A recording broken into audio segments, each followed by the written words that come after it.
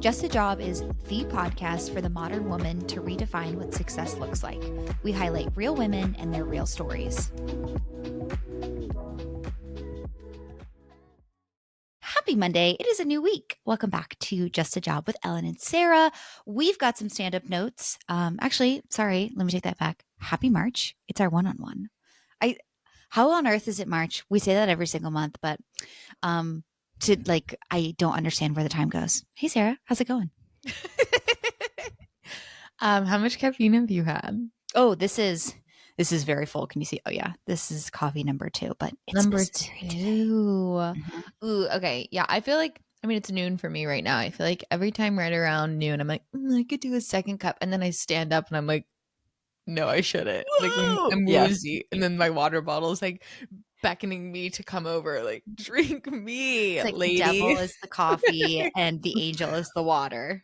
Yeah. What I need to do is set myself up with some decaf, so when I get that hankering for a little afternoon hit of coffee, it doesn't just send me into a spiral. Yes. But anyways, to answer your question, apparently I'm caffeinated. I'm doing well. I'm excited for today's episode because we have had some new followers. We had some questions that we received from our Instagram. So thank you so much for those that included that. We figured we would do like a little Q&A and take you through some of our thoughts. So it's a loose topic today with multi subtopics. But we can go ahead and hop into it if that works. Gorgeous. And do we both want to answer the questions? Yeah, I think it's fun to have the different perspective. Perfect. Okay. Starting it off strong. Ellen, during the workday, what is your morning routine? Deep breaths on this one. I have had a up and down relationship with my morning routine. Mm-hmm. I now work central hours, so I have to be but at desk between 6:30 and 7 in the morning, which sucks, but being done later in the afternoon is nice. So my routine is I take this much from the Mel Robbins routine. So I do as soon as my alarm goes off, I do the mental countdown in my head of 5, 4, 3, 2, 1, and then I just get up. I usually make the bed right away because otherwise I won't. Mm-hmm. I'll do a little skincare. I try to find something to do, whether it's laundry or clean something up, put something away, feed the dog, make a coffee, maybe make breakfast if I have time. And then I'm rushing to my desk. I literally have maybe 20 minutes between when I wake up and I come and sit down. But I'm hoping that maybe I will have more time in the morning soon, but I don't know. We'll see. You have willpower. It's to get up and it's not fun. Cruise through. Yeah, also to work that early, but you get time on the end of your day. Yes, which is so nice. Yeah. So, ups and downs, but yeah, my routine is 20 minutes max before I start work, which I would love more time, but I like my sleep. So there you go. What about you? That's fair. That's important. I don't start work until 9. The company works central time, but I still start at 9. Everyone is 9 to 6. So that's a whole morning. That's so nice. It feels that way, but there's also a pressure that comes with it because it feels like I need to have a whole day before I start my work day. So this is something that I struggle with sometimes because I'm like, wow, I would love to just get up and work, but also I have time to wake up. So Michael's schedule varies. So then my schedule varies a little bit. He starts work on Mondays and Wednesdays at noon. So on those days, we're usually at the gym in the morning and then come home, walk the dog. We've made the same smoothie every day, literally for a year now. It's kind of our hyperfixation. It's a very good smoothie. And then always walk the dog. We have a dog park nearby. So we usually have to either pull him away from that or he drags us there. And then, usually butt in seat by 9. On the days that he goes in earlier, I'll wake up, walk the dog. I try to get sunshine on my face within the first 20 minutes of waking up because otherwise I feel sleepy all day. Yeah. So that what I say is my non-negotiable. I have to have a walk in the morning. So that's a good oomph for your circadian rhythm too. That's lovely. Yeah. So it's nice to get up and get outside, and the dog likes it too. So Gorgeous. I love this one. Sarah, what is your dream job? Okay, the funny thing is, I don't dream of work. But like Seriously. everybody says that. I think it's a funny Mhm. question. The reality is you have to work. But as I mentioned in my 2025 goals, I would love to be able to retire early. So that's the reason why I work, honestly, is so that I can retire early. Mhm. My dream job, I I would stick with this at 19 or 20. I sound so stupid, and Ellen, you know exactly what I'm going to say, but I was the recruitment chair for my sorority, which sounds so dumb, but y'all, I spent the entire summer like planning and orchestrating this perfect program, and I loved it. And I think if I had to describe my dream job, it's not about the planning or the organization. It's about like what I'm planning and what I'm organizing. And in that case, it was connecting people. And so I Mhm. feel like if I had my dream job, it would not like be recruiting because I think that that's like too salesy for me. I don't want a Mhm. quota. I just love being able to connect people. And so if I had my dream job, I would do that. Or I would run like a cute little home goods Like a trinket shop. store. Yeah, with like I love snacks those. from different countries Mhm. and cutesy coffee cups, but like all very unique and select, Curated. curated, artisanal. I Music love all on, of lots those of words. windows, sunshine, arts and crafts classes. Yeah, that is what I Arts and would do. crafts. I What will about teach a you? needlepoint class in that store. Perfect. Perfect. Sign Um, me up.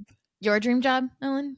I have a couple. And like if I'm feeling sassy, which I have that a majority of my personality, but if when people ask me that, I'm like literally to sit by the pool and have someone come bring me a drink every 45 minutes. Like No, that's yeah, my dream I job. dream of not working. I'm at the opposite of work. Exactly. But I love your practicality. Thank you for bringing me back down to earth. I do have to work, period. I think um I think I've said this before too, but I would love to be an artist or like work Yeah, in yeah. an art gallery. I think I just like I love looking at art. I love making art. It's so much fun. So that's another dream job. But then like really realistically, when it comes to like being and working in a corporate space and some sort of like traditional structured job, I'd love to do something in this is maybe more of like working in an industry versus like the job role, but I Sure. would love to do something more like health and wellness focused, women Mm. focused, like fashion focused, which maybe I'll do one day. I hope to do one day, but that's a three-part answer to one question. And all encompassing. I just want to feel like I'm not working. I think that's what it is. What's your Mhm. dream job? To feel like you're not working. Right. Or to Like just like I like being busy. I like doing things and doing like a form of yeah, work, but it's just the environment. I mean, what are our three pillars? The people, the money, pay, and the like actual work. Like what are actual work. you working on? There you go. Hmm. So, Yeah.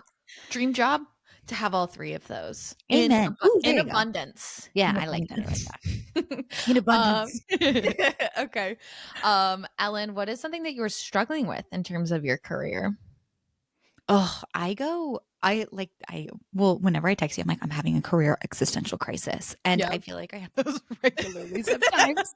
So if anyone is like, has had those before, I surely sympathize. I Hmm. think one thing that like, regardless of where I am in my career, I think I will always struggle with like what I want to do next. I Totally. like really have a hard time being complacent and just like sitting in something and doing a good job and not thinking about the future. Like I Hmm. had already talked to my boss like literally 2 weeks after I had started at my current company now and I was like, "Okay, so what are the things I can do to get to the next place?" And she's like, "You've literally been here for 2 weeks. Like let's Calm onboard you down. first." Yeah.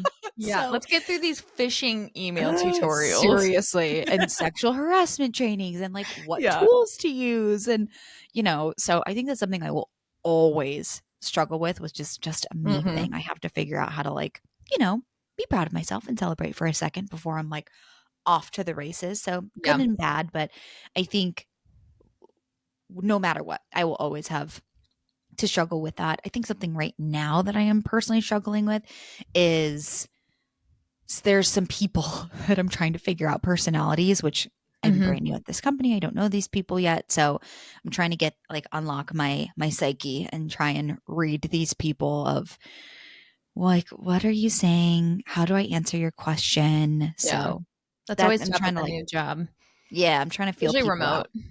Yeah. Right. And everyone is in person and I am not. So that's another layer of, Mm. like, it's just different having a conversation with someone virtually versus in person. So we'll see. Right. Yeah. Yeah. That's always tricky to navigate, especially in the role since it is so people facing Mm-hmm. and your success and like the project success is reliant on that thread of 100%. communication.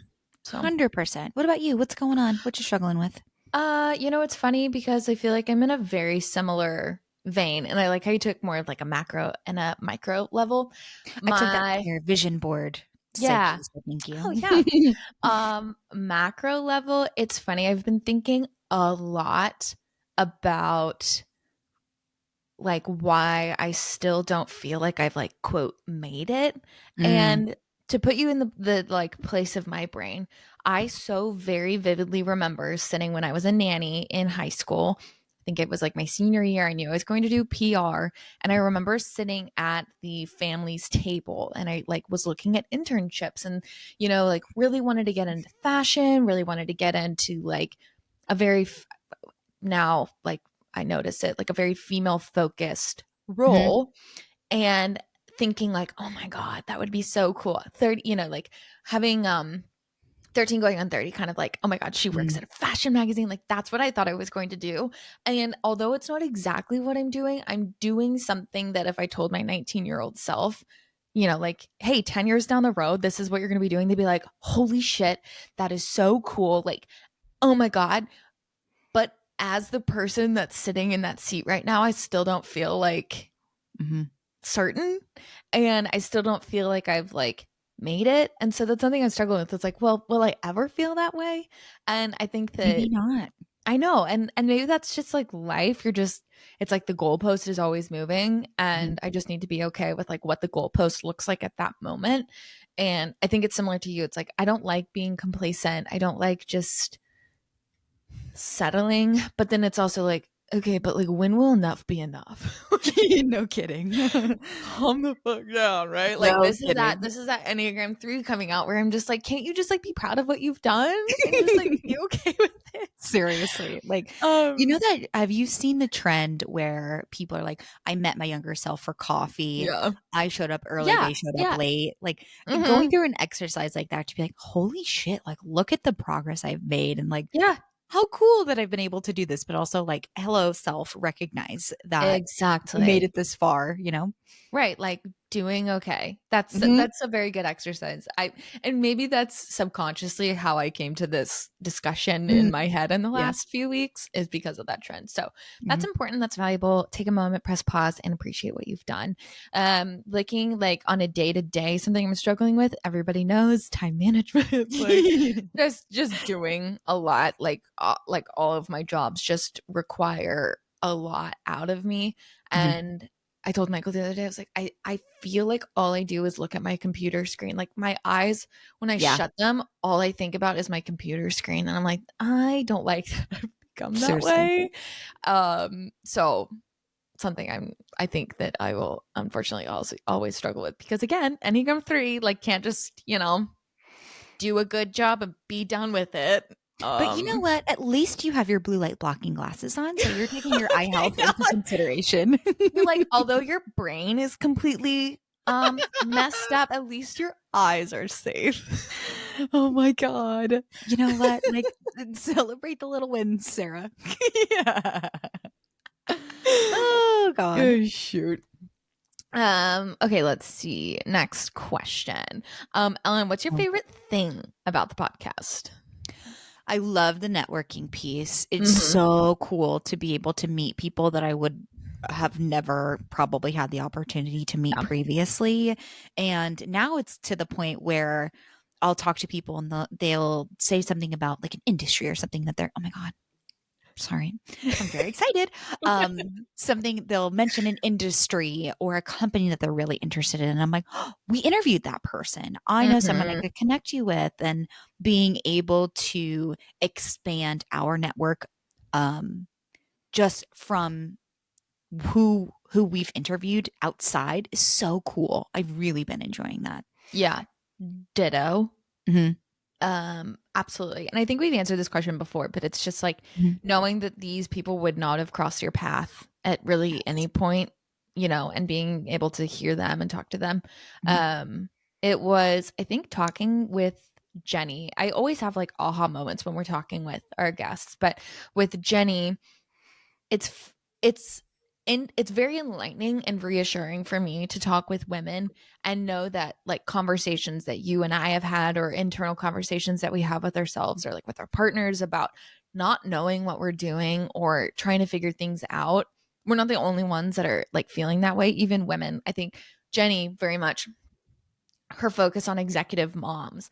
And like when I look at somebody that's an executive, I'm like, damn, that person has it figured out. They knew Yeah. exactly where they were meant to be. Like they have their shit together. But having that conversation with Jenny and knowing that like she at one point didn't have it together and still recognizes that like she doesn't have it put together. It's very like, oh, okay, like that's so reassuring to know that like I'm not the only one that Totally. feels that way.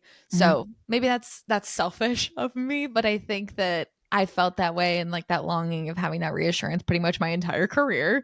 So it's Sure. really nice to have those conversations with women. And also too just to like have those really inspiring conversations. There's so many times walking away from interviews where Ellen and I will stay on and we're like, so do you want to like go conquer the world? Because Seriously. like, I feel like I could go like demolish something right now with how Yes. much energy I have. So Hmm. that's what I'd say is one of my favorite Yeah. I love things. that the aha moments of like Mm-hmm. any learnings that we can take out of it, inspiration, the reassurance, like it's so nice. And I agree. Like even with like Lexi's episode, I'm like, I'm going to be Mm-hmm. a content creator now. I'm taking TikTok seriously, and here I go. Like it's just I so appreciate the women that we're able to meet and like the influence that they have on us. Yeah, that's so true. That's so true. And It's honestly, so we're cool. we're like 1% better because of them.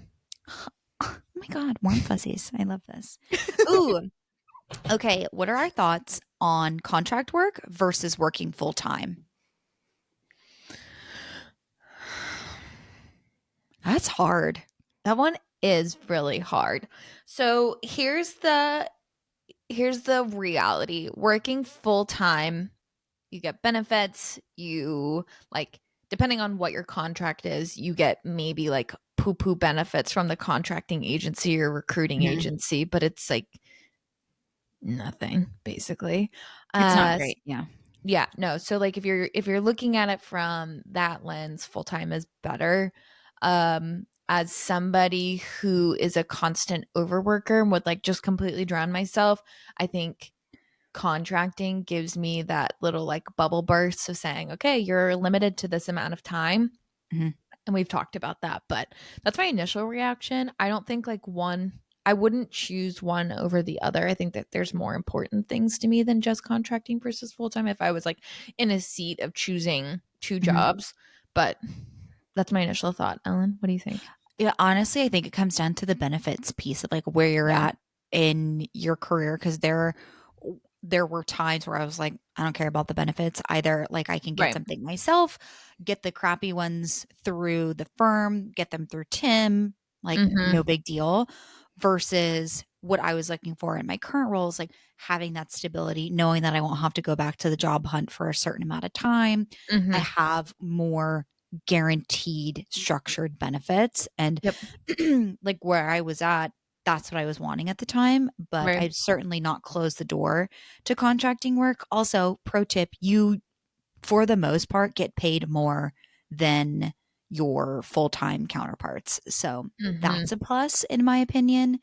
I also really liked the um contractual is not the word.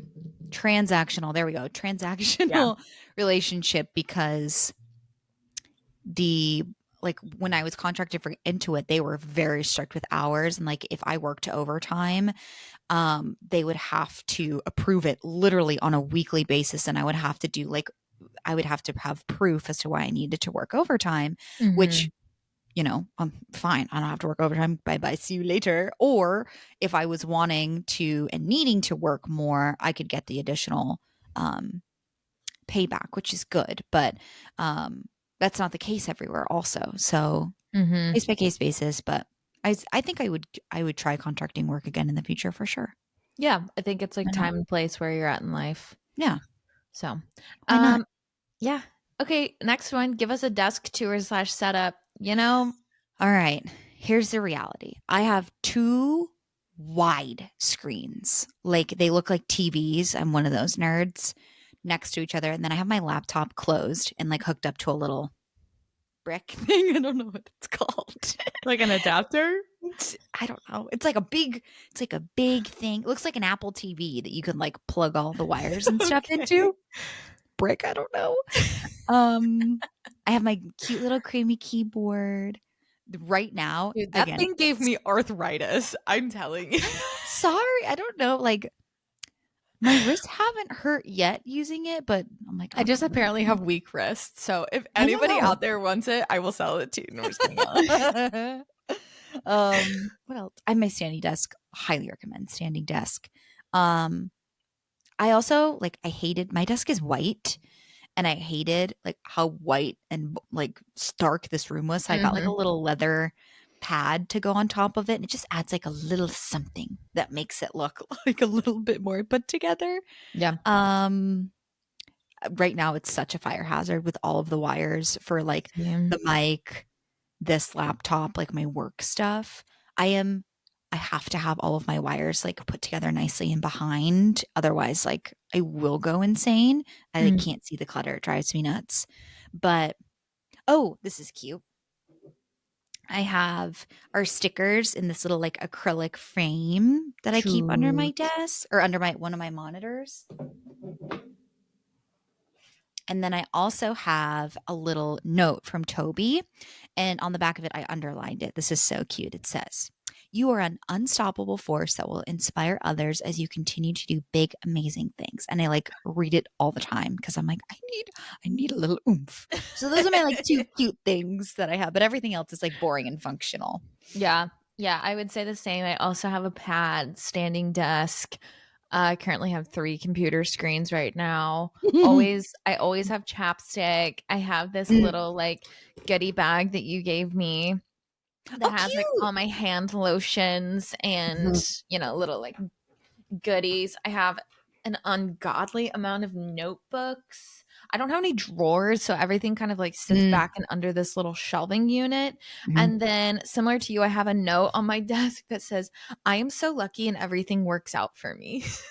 That is so woo woo. I love it. I'm Yeah, so obsessed. that stays on my desk. Currently, It's it's a good very mantra. cluttered, but that's kind of just typically who I am. Unfortunately, I'd like to not be cluttered, but Okay. such is life. Also, honorable mention for I have my debit card for my HSA account. And I also have my passport next to it.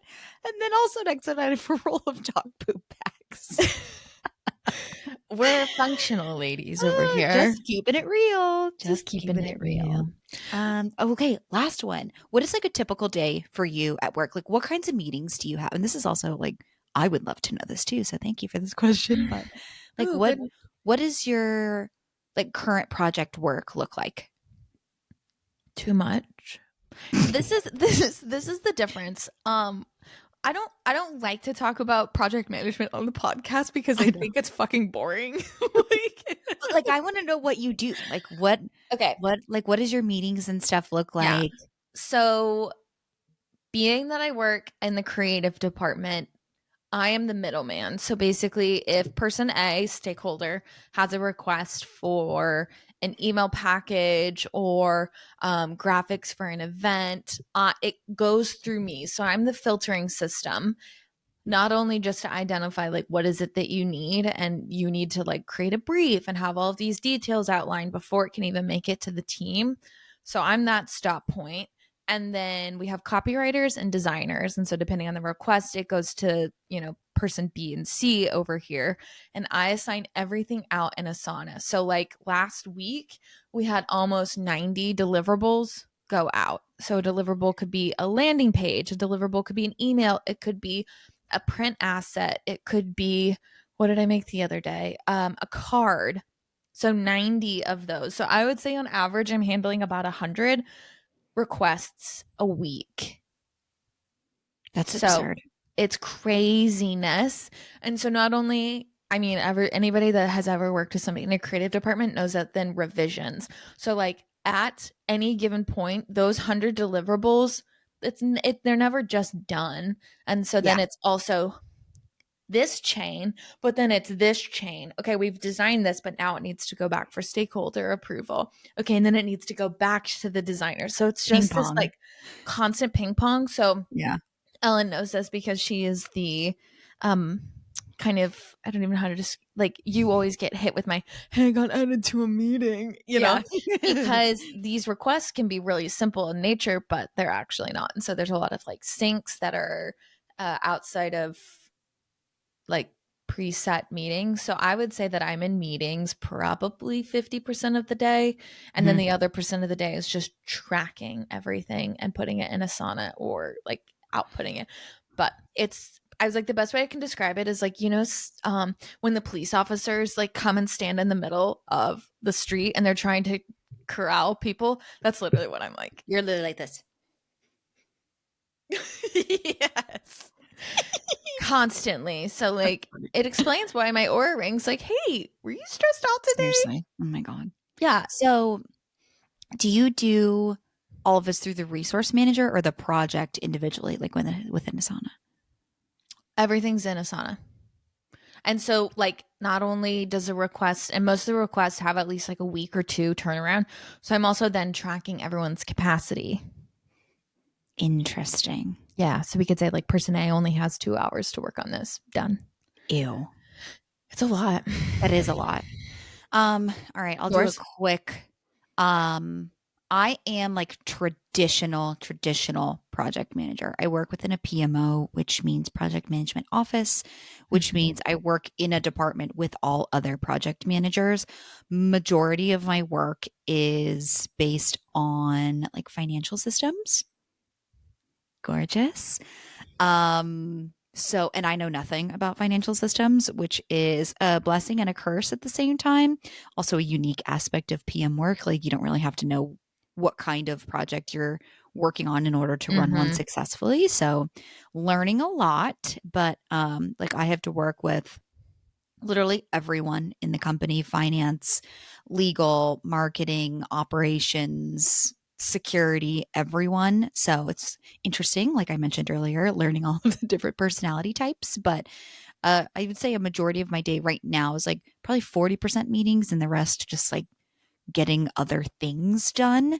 We're getting a new project management tool, which I am so happy about. I'll have to show Mm. you at some point the functionality of this tool, Sarah. It is, I will go on record, like put my hand on a Bible, the worst tool I have ever used Oh no, in I was my life. expecting you to say best. No, it is so bad. Like, I would Oh. say to build out a project plan would take me, if it's like semi complicated, maybe like an hour or two. This one, same level of complexity, would take you 4 hours just with like the number of additional clicks, and like the UI Oh, and it's UX is so bad. It's not intuitive at all. I could go on forever. I hate it. okay. Well, we'll never have them as a sponsor. No. Last question. How many projects would you say, like, at one given time you're working on? I'd say the most ever, like in my career, was probably 10. Right now I'm doing one, two, three, four, Yeah, which is like, I'd say that's a that's full pretty plate of average. projects right now. Yeah. So no big deal. Yay. Yay. Okay, well, this was fun. That was fun. Thanks for now I'm like, when I'm in a meeting, I'm gonna be like, what would Sarah be doing in this kind of meeting? I'm gonna be thinking of you and your desk setup and your goals and all the things. Yeah, I love that. Okay, well, everyone, if you have any other questions, we're open books. Some of these were Send repeats, them but some of over. the other ones. But thank you for listening. always to us, Gab. Our monthly one-on-ones are so fun for me because we get to They are fun. talk to each other like we're on FaceTime. But everyone enjoy your Monday. Remember, at the end of the day, it's literally just a job. We'll see ya. Bye.